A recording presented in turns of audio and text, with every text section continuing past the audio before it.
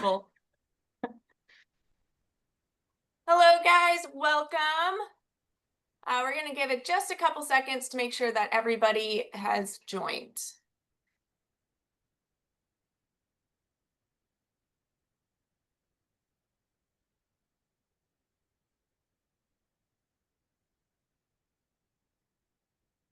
All right, we do have some folks coming in.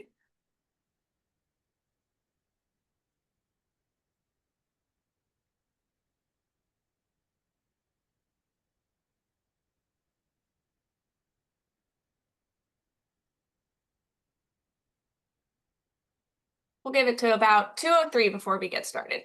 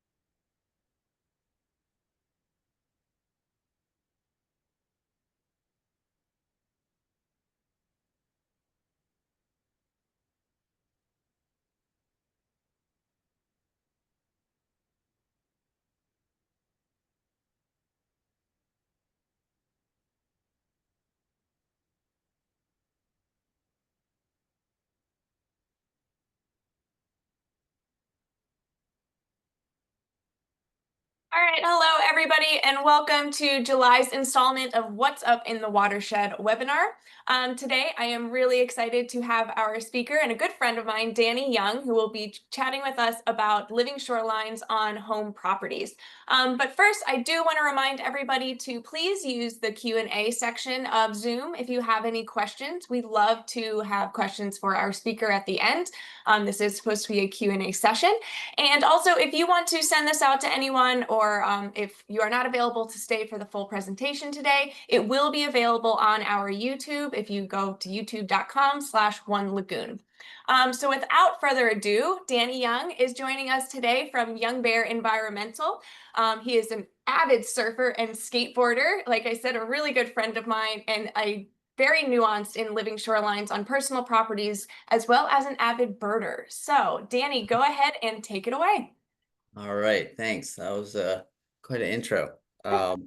Yeah, good small community, lots of friends in it, lots of colleagues and friends. So happy to be here today, talking about different living shoreline techniques in residential settings. That's kind of what we're focusing on, but really what we talk about today applies broadly to living shorelines. We're just going to use residential projects to look at how it can be done. One step at a time. Let's see. Okay, so this is an overview of the process as we do it here and what we're going to talk about today. So we start off with a site assessment, look at what do we have here, what are the problems, what are the issues, what are the situations, the design aspect, the fun part, what do we want to have here, the part that gives us all jobs, well, along with all this other stuff, but permitting, the good stuff, fun stuff. We were just talking about that a little bit ago. Installation, where the blood, sweat, and tears come in, and then maintenance, where the blood, sweat, and tears continue, but all the good kind.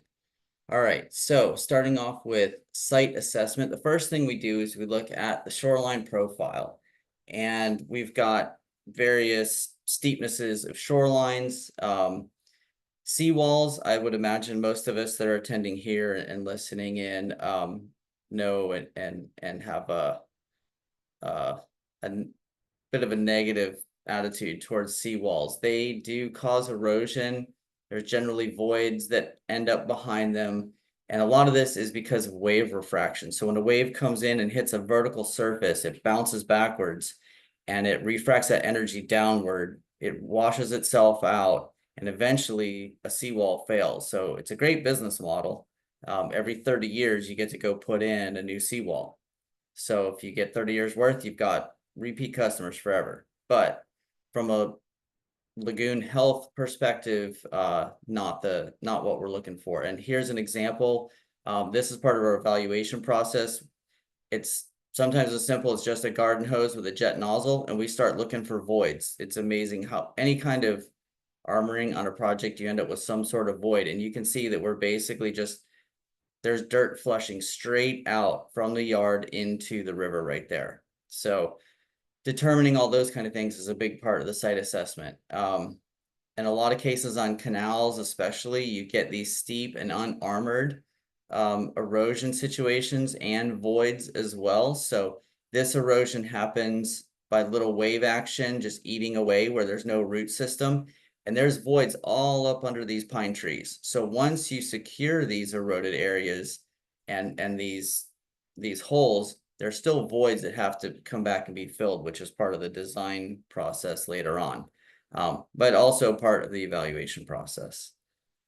Then as we get more and more gentle, we have riprap and revetments to break wave energy, to reduce erosion.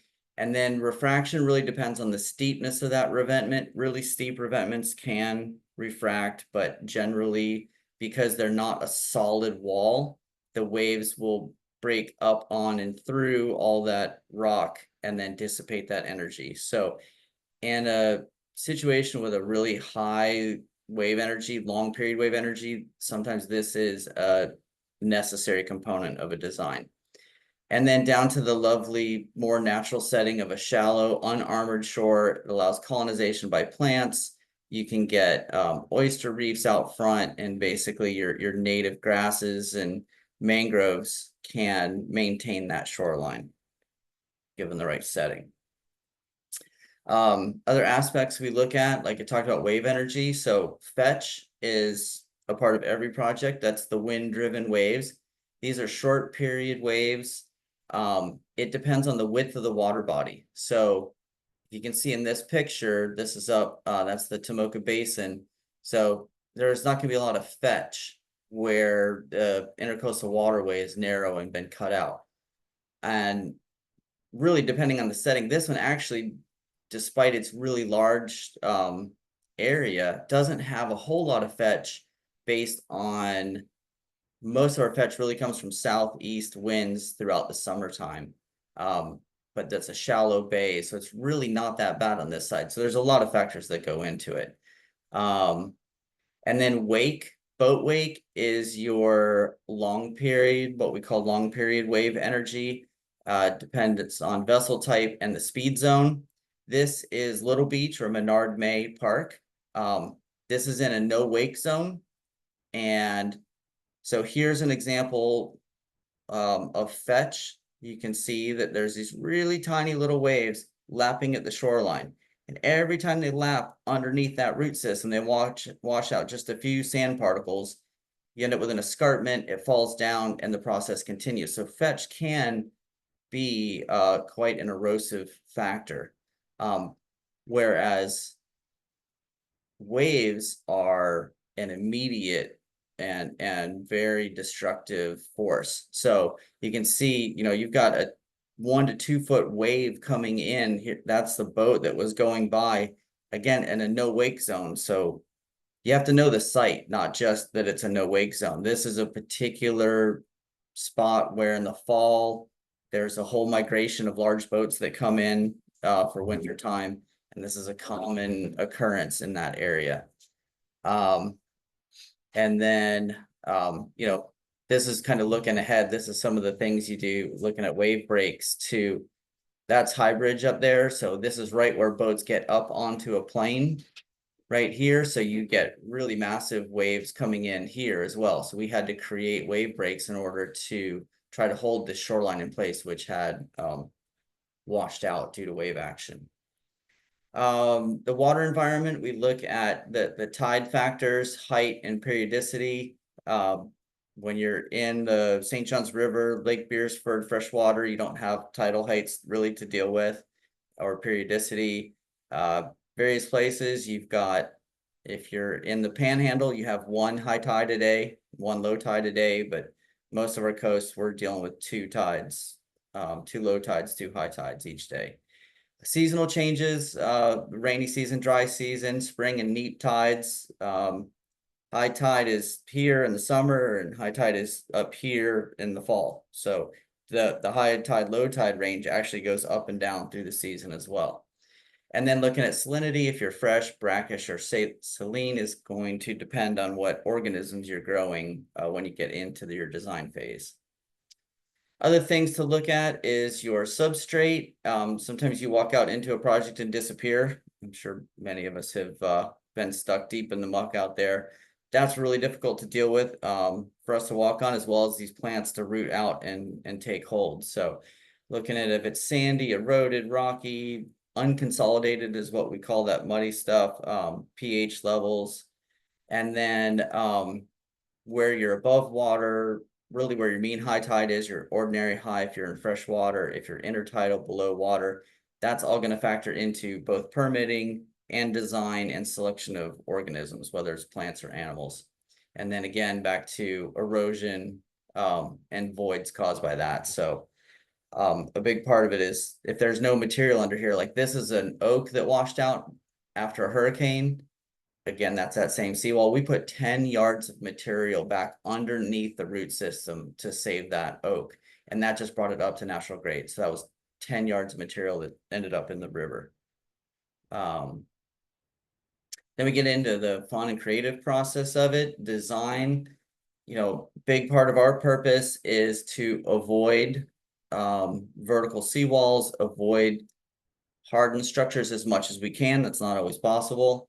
But our purpose is, erosion prevention and water quality health and native habitats. Aesthetics are a huge part, but each customer has a very different idea on aesthetics. Some want a very formal look. So here on Lake Beersford, we got this nice, very formal tiered terraced system. This person down in Oak Hill had a beautiful yard, but just this little strip of grass was fine. Aesthetics, she likes this natural look. And then you can get really crazy with it and make pathways and lots of plants and get rid of the entire yard, which is a really fun project. Obviously, the budget difference between these three projects is pretty significant. Installing a terraced wall or ripping out all the grass and putting in walkways and coquina paths is a whole lot more expensive than just this 5-foot wide strip of marsh hay cordgrass. Plants are an integral part to any living shoreline, whether they're below, intertidal, above the tide. We look at which plants we're going to use by looking at species that are nearby. So we always are going to look at native species for this, but we do need to see what exotics are around to know what long-term issues we're going to have, what's going to try to invade the project. And then looking at life histories, whether they can tolerate salt, inundation, when they flower. One of the fun parts about these projects is every time you go to one of these sites that has a pretty expansive area, it looks different every month and every year because something different is flowering, something else is growing. It's really a lot of fun. So again, back to that selection, we talked about all those things: purpose, aesthetic, life histories. This one, availability, that's an important consideration. You can design a super cool project, but if you can't get the plant, then you're out of luck. And cord grasses, these Spartina grasses, whether it's marsh hay cordgrass, sand cordgrass, those are both above mean high, or smooth cordgrass, which is below mean high. Availability of smooth cordgrass is somewhat difficult, especially from the nursery industry. So we actually have harvest sites that are permitted for selection. And we do have lists of plants that we'll go over with customers, but mostly we just design it what we think, from interviewing the customer, what we think they'll like. Hardscape is an important part, whether even if you're not going to have hardscape at the water interface, having borders, when you're dealing with all this, you can get away with a pretty wild setting if you have a border. So this walkway right here and this little shrub layer, it's totally wild back here, and it wouldn't look that great if everything was wild, but having that nice border, really, it's pleasing to the eye, and that's an important part of these projects, is that they're the aesthetic value so that other people would want to do this as well. This ugly half dead tree has been taken out, replaced by something that belongs there. But again, borders, it's super weedy now behind here, but we got that nice border. Other things like wave breaks, Little Beach, we're trying to work with City Edgewater and you guys at the IRL to eventually get some wave break there and protect that beach. Growing oysters.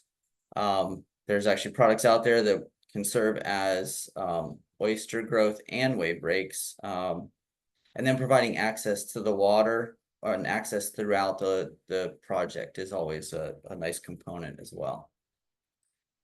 Installation and permitting really can kind of go into design as well as installation, but whether you're going to permit depends on how far away are you from mean high water. So like mean high water intercepts natural grade there. And then this product that we're putting in is 30 feet out from the shoreline. So permitting is a whole entire course unto itself. We're not going to get into here, but there's a lot of numbers we talk about. You're within 10 feet of mean high water, you don't have proprietary issues. But if you have more than 500 feet of shoreline, you may have to get a permit. So there's a whole suite of factors there that we're not going to touch on today. And then logistics is always an issue. How are you going to get your material there? Is the material, like in this case here, if you can see the cinder blocks, that was pretty unconsolidated material. So just putting oyster bags there, they were going to disappear. That resource is too valuable. So we get the cheaper cost of cinder blocks, sink them into the mud, and then we can fill that in with oysters. And then just even logistics of getting to the project. So sometimes we have to put these things on barges to get out to the project. Site prep is a big one, especially for residential projects. There's typically a lawn that goes right to the water's edge. So we're almost always start with a 5-foot border of removing sod and putting in that marsh hay, cordgrass, the Spartina patens. So different techniques on killing back the sod is an important part as well. Because if you're going to take that sod out and you don't do it right, your maintenance phase is going to be a real bear. And the maintenance phase is just as important as all the other phases. So before the project, we got to be thinking about how are we preparing the site to eliminate any weed pressure that's present. How are we going to finish off the site to reduce the introduction of weeds? And then what kind of weeding and trimming program are we going to have? And short-term and long-term is an important consideration. Short-term, when you disturb a site, you're going to have heavy weed pressure. As the plants coalesce and form a nice, healthy system, and that soil disturbance, you're a few years out from soil disturbance, you're going to have less weeding to do.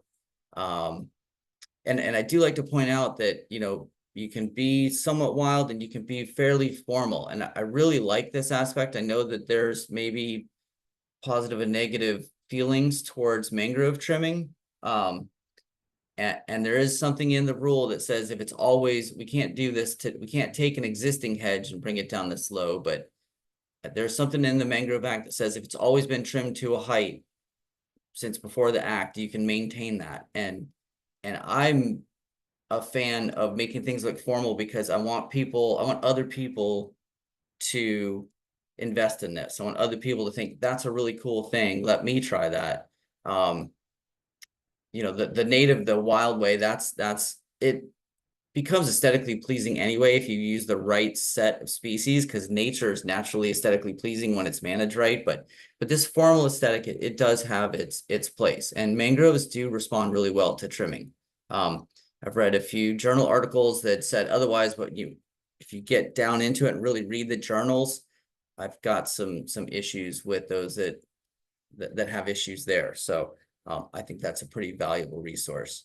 Anything we can do to increase the amount of native plants along the shoreline is something that I think we need to look at. The other fun part of the maintenance phase of this is that when you use a suite of natives, a bunch of different kinds, things are changing over time, and sometimes you don't want what you put in. We put in this shell mound prickly pear cactus, and you can see the little yellow spines in there. This is the state threatened species. Thought it was really cool. It did too well, and there were too many thorns. We couldn't do maintenance around it, and it just didn't work. It was too small of a space. So we took all of these cactuses out, brought them over to Marine Discovery Center. They're growing in a nice wide open space that works. So, sometimes you're going to remove and change things. Fixing things, we can't design against every storm that's going to come through. And when you're here on the Intracoastal, we've had a few different storms hit this and remove some material. So you can see we built a little stem wall right here. We have perforated pipe to catch some of that storm water. And then under here, what you can't see is I'm underneath this boardwalk right here because it ripped a hole out under here. And there's a new void that's inaccessible. So we took the boards off. I got my guys up top mixing cement and literally just taking the bucket and dumping it down. And I'm by hand just pushing it up into that void. And that has held up in the last couple hurricanes since we've done that. So it's an important part. I think the customer needs to know about it up front. You need to track it. We've got maintenance reports to say what we did and when, so that we can look back and see what we did last year. What are we seeing at the site this year? There are times when this is going to include herbicide chemicals. There are certain plant species that you're not going to effectively deal with without appropriate application of herbicide use. This particular customer, there's no herbicide use because she said no way. So it's just more manual labor. So that there is some give and take, but on a larger setting, sometimes that is an unavoidable part of the project. And then just sort of a broad brush note on this, and we want to start talking to the cities about this as well. But for the folks that are in here, I think kind of an underlying principle when we're dealing with homeowners and lawns on the river is anything we can do to create a buffer between this beautiful green lawn and the river, I think is important and critical to the project. And like I said, we almost always start with this 5-foot wide border of shell and Spartina patens along here. And what that's doing is all the fertilizer that's trapped in these leaves, when they get mowed every single week, those leaf cuttings now are less likely to run off into the water and release nutrients because they're going to get trapped by this berm. So, the perfect green lawn to me is a real enemy of the health of the river. There's a lot of nutrients, there's a lot of water use, there's a lot of issues with that. There's a lot of energy into maintaining that. So creating a buffer is important. And then if the client becomes more interested and you can talk to them, we can start widening the buffer, adding edges between, borders between neighbors. And sometimes that's enough and they're done. And so far, that's how this project was. So anything you can do to reduce lawn or create a buffer, I think is a critical component of that. Obviously the ultimate is over here on the left. There's no lawn in this up front, in the back, on the sides. There's no turf grass anywhere in this place. And you can see how different it looks. You've seen this one project a few times in this presentation, but every direction you look, every time you visit, it looks different than the last time. So that's a lot of fun. The other thing here is when we're talking about runoff and fertilizers, there's no irrigation. When you use native species, there's some techniques, some products you can use like water grabber to avoid irrigation or at least have temporary irrigation, but none of this is irrigated. And we do capture all the runoff from the house and it goes underground into perforated pipes and runs underneath this garden. So water runoff is an important component to look at. It's going to cause erosion issues. It's going to cause nutrient problems in the river. So that's kind of an overarching thing that I think everyone needs to look at first when you're dealing with residential projects. So overall, backyard shorelines, no problem. just got to be really creative, really flexible, and know all the different parts there are, plants, animals, permitting, erosion techniques, all the things. So it's a fun job to do. So with that, I am done. I don't know how long I took, but we're done. All right. Hold on. There I am. Fantastic. Thank you so much, Danny. We appreciate it. You bet. We did have a couple of questions come in. So, Okay. let's see. For homeowners considering a living shoreline, what are the first steps they should take?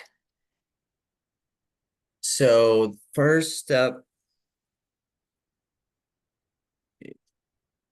is have somebody come out that understands the process and evaluate your site. So step one, site assessment.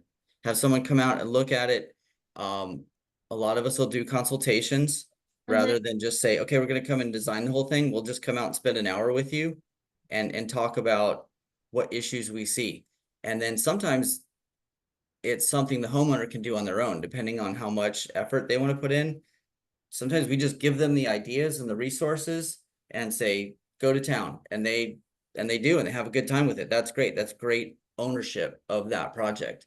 There's the Florida Native Plant Society can help out, places like IRL and the nonprofits like Marine Discovery Center, Riverside. There's a lot of different opportunities out there if you're trying to tackle this on a low budget or you want more involvement. Yeah, that's a But great point. We also have small grants available too for HOAs that could be used for native plants for living shorelines. all right, So there I'll you talk to you go. about that after this. I've Absolutely. got one ready. In looking at runoff, do all of your projects collect from the house? And then what are some of the methods that you use to collect runoff? No, we don't typically collect from the house. Most often the reason we do that is because we are there when the house is being constructed and we get to, as the house is up and the gutters go in, we get to capture all that and put it into the yard system. It's not always necessary. If there's a really long gap from the house to the river and there's enough room for that water just filter in on its own, then it's not necessary. But a shorter, steeper shoreline, and it becomes necessary to get it underground. So that's how we deal with that. What was the other second half of that question? The second half of that was what are some of the methods that you do use to collect runoff if you are working on that? Swales. So, Okay. so one of the things that is another thing that there's a lot of, like, I think, broad applications that could be used across cities and towns that we're not quite yet doing. But like here in Florida Shores in Edgewater, we have now, which we've never had, flooding issues. I think Right. if we could get everybody to do a swale in their yard and capture just a little bit of rainwater, then that first however many inches of rain that come in that storm are going to stay in the yard first before going into the system. If you look here, it's not exactly a swale, but it gives you the idea. Go ahead and make your screen big again. There you go. So see how that's kind of a berm? Hmm. So water's sheet flowing across this, and by creating a berm, we effectively created a swale. So Okay. now and a typical storm is going to just back up against the berm and then just set all the water is going to filter in through the grass and through the berm, but it's not just going to be a straight runoff. So, and any various way you can capture that water is the way that we do that, just some sort of capture system. Yeah, I like that. We have an unintentional swale at the front of our house. Um, Okay. and I like that it captures all the rain before it goes into the street.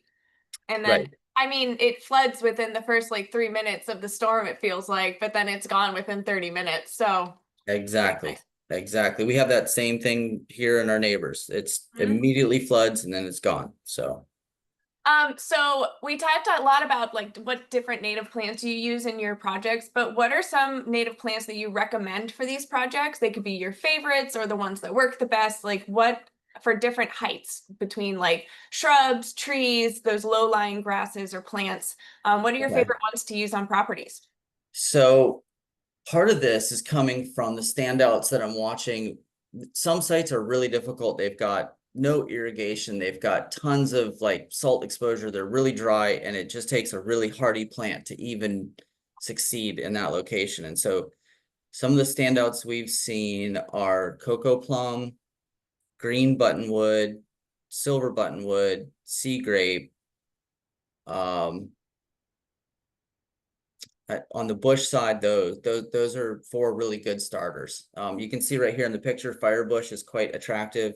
Yeah. Cocoa plum is cool because it's really delicious. It's always nice to have fruit in your yard.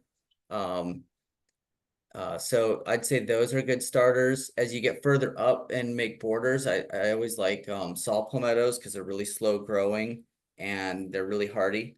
Hmm. But that's not always it has to be sort of set to the side, not somewhere you're going to be walking through. And then on I the like muley grass, grass.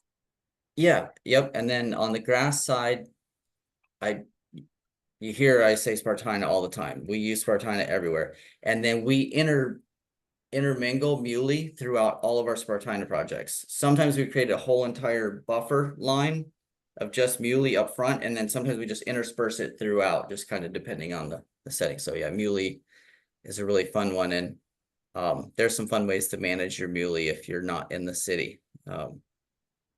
Yes, not burning it and having the fire trucks come to your house. That I'm not speaking from experience. Right. Um, Yep. But if you ever, if you're in the county and you're curious about what we're alluding to, muley grass gets that beautiful red diffuse inflorescence and all that chaff falls down. It's a Florida native. Most Florida species are not just fire adapted, they're fire dependent. So if you ever take a lighter and just flick the lighter, you don't have to catch it on fire. You just flick the lighter near the base, it'll catch fire. It'll go up and in 30 seconds it'll be gone. And that year you're gonna get the most beautiful blooms you've ever seen. and You didn't possibly hear that fire here. trucks called on you. Yes. How feasible is it to do something like this for a narrow canal? So somewhere that's residential with a seawall. Oh no, it got answered. Hold on. Residential with a seawall and a boathouse next to the seawall. Okay, so if you've got a seawall, you're on a canal and you got a seawall that's coming all the way up to your yard, Hmm. and then it just tops off. It's just a nice square setting. It is feasible. It's going to be expensive because Hmm. what we're going to do is we're going to cut the seawall in half. And then we're going to either terrace or grade, depending on what we do. We might actually create a second seawall, so to speak, behind the existing seawall. So it's possible. Every project is different. I'm just sort of envisioning. I think I know what they're talking about. There's a lot of just canals. The other Yeah. thing you can do without going to that expense, you can come back to what I talked about right here with the grass border. You can make it so that you're not mowing against your seawall. And another thing I'll say on seawalls, I talked about how they get voids behind them and erosion issues. If you can avoid irrigating causes a shallow root system. So Hmm. there's a meme out there about native plants with the deep roots and then non-native plants with the shallow roots. I don't really care for that because every plant is native somewhere. Hmm. So that is more irrigation, non-irrigation. So if you're on a canal and you don't like the idea or the expense of cutting it in half and doing this really cool project, simply take 5 feet of turf grass out, quit irrigating it, and put in, and there's smaller grasses, they're shorter shrubs and things you can put in, but quit irrigating, get native plants in. They're gonna have a deeper root system without irrigation. They're gonna capture runoff before it Hmm. gets in the canal. So if nothing else you've created, you're improving the water quality of your own water body. Absolutely. And it's a little bit more aesthetically pleasing too, which I think is a big point that a lot of us miss as practitioners. When thinking about people want to have a nice looking backyard, and looking out onto a seawall may not be as nice as looking out onto beautiful saw palmettos or beautyberries or muley grass and stuff like that on that upper level. Yep. And again, in an HOA setting, if I see it's a HOA and everything's super manicured, I'm probably going to stick with like one or two shrub species Mhm. and then train them into a nice little green box that everybody wants to see it all manicured. You can do that and it can still be this living shoreline type properties. Yeah, definitely still have all of that environmental attributes to it. So knowing that homeowners you can come out and give a consultation and then homeowners can go and do their own thing, which is awesome. What are some of the most common mistakes people make when trying to create native landscapes? Um, well, Have you ever seen like a DIY where they're like, oh, I tried this and it didn't work, so I called you? yeah, there's two things I'm gonna answer here. There's one question adjacent to that one. The one thing I see a lot of homeowners do is, and then I'll come back to the actual question, but a lot of homeowners will go, well, my yard was flooding during the hurricanes, so I went ahead and raised my yard, Hmm. and now it doesn't flood. Well, you just got rid of water storage. You just made the flooding worse for you and all your neighbors next year. So that's not the question, but that's something that everyone needs to hear is everybody thinks, well, I'll just fill my yard. You didn't change the elevation of your house. The flood is going to come up to the flood. Right. But your house stayed right here. So when you filled up your yard, you just lost a whole bunch of water flood storage. And so now flooding is a bigger issue, which is what we're seeing everywhere. So that's the number one issue I see on DIY landscapes. Probably the most common thing is lack of understanding of what is actually native, going Mhm. to your local store and saying, I want something that's Florida native. And they sell you something Florida friendly, and they, if it's at a big box store, they don't even know. And Right. sometimes they'll install something that's invasive, much less Florida friendly. So knowledge of which species is kind of a steep learning curve. So finding the right nursery to really guide you, and maybe asking the folks of your local native plant society which Yeah. nurseries to trust, I think is a good starting point. So yeah, selection, and then just maintenance. The maintenance is always an issue. Just keeping it maintained, maybe not making borders. That's probably native. And then once you do get bit by the native plant bug, the hard part is not letting your yard just go wild without borders. And then nobody likes it and you're in love with it. So That those is are so true. So yeah, our fire bush is probably as tall as I am right now, and I need to figure out if I want to chop it or if I want to leave it because it's so great for pollinators. And our beauty berries coming back, and our seaside goldenrod is starting to flower and stuff. So I feel you with the running wild yard. yeah, I'm comfortable to it. I like it, but I know others don't. yeah. Um, so you did mention that you saved a beautiful oak tree. Is it still living? And what were the challenges in saving existing plants that homeowners don't want to lose? All right. So the live oak is still living. Um, the challenge was, oh, here it is here. The challenge was determining how much dirt was lost. Mm, You have to prod around and make a guess, and then always guess more than what you think. Um, and then logistics was a challenge. We would literally we filled this, but there's all this, there's a void under here. So you hmm. literally have to dump the dirt on and take a hose and wash it in. And so it's a time consuming, dirty process. So logistics is an issue there. A big part of saving damaged trees like this is making sure not to, and this here, so here's another mistake homeowners make, is taking existing live oaks or other trees and sodding over them and suffocating the root system. So a big Mm, issue here was to only fill to the existing old original elevation, which you can look at the surface roots and tell where the old elevation was. gotcha. Yeah. Just by morphology of the um lateral roots. The other thing is there's a lot of arborists out there that aren't tree cutters. They're just arborists who look at tree health, and Hmm. getting them to come in and treat your trees with growth hormones is a really important component if your tree health is starting to suffer. We are using that more and more these days. Uh, and then what the other part was saving existing. Yeah. So if they have existing plants or trees or whatever on their property that they don't necessarily want to get rid of, like how do That you save them? that is up to you and the installer. So Okay. if you are the installer, it's up to you. And if you are hiring someone, it's up to you to talk with them and make sure they understand that. So, um, But you haven't really run into any challenges with that? no, I mean, sometimes it's just a little extra effort. Okay, work around. A lot of times if we see, okay, this has sea oxide daisy here, then that section of the design is going to be a sea oxide daisy hedge. Hmm. Easy. The hard part is getting the shell and the mulch and stuff in between the existing plants. It's more tedious, but it's not a challenge. It's just something you have to deal with. It's like, Yeah. okay, we're going to save these plants. We're going to have to work around them. And modify them into the landscape, but it's no more challenging really than a lot of the rest of the project.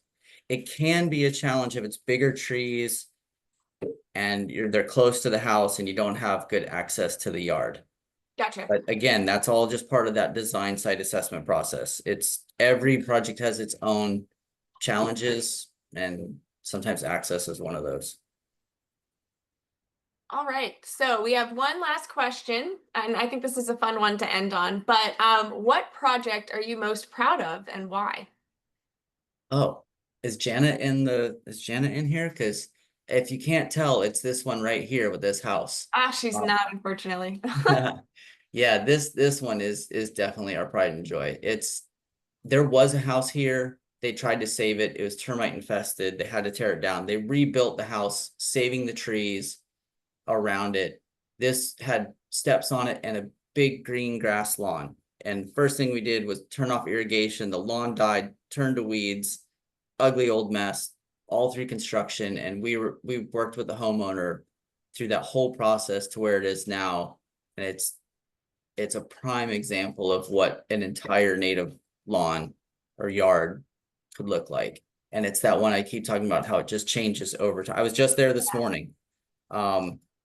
Unrelated, I just took somebody over there and looks completely different than it did 1 month ago. So yeah, that one, if you go on the Marine Discovery boat tour, Mhm. and Lisa will point out this project to you. Oh, nice. Okay. Yeah. Yeah, she does do that. That's awesome. Yep, that's the one. There's another one coming online soon.